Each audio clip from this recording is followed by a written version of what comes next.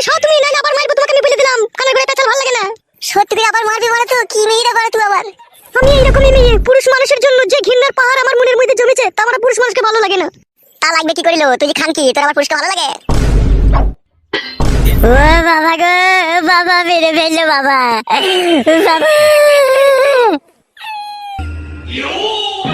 বাবা রে, বৌমা কি মার দিচ্ছিল বল আমাকে একা পেয়ে ঘরের ভিতরে। বাবা, ও বাবা। আজকের পর থেকে যা বলবো তাই চুপচাপ শুনবে, কথার উপরে কথা দেবে না, নাহলে তোমাকে আমি দিয়ালে মাথা চুকে চুকে মেরে দেবো বলে দিলাম। মাগো, না খেয়ে জানছিল ভালো, খেয়ে জান চলে গেল মাগো। শুনের বাচ্চা, চুপ করে শুকা, নাহলে আরো মারবো তোকে আমি। সত্যি করে বলছিস বউ, আবার মারবি মারবার? তো মেরেও তোর আশা মিটলো না।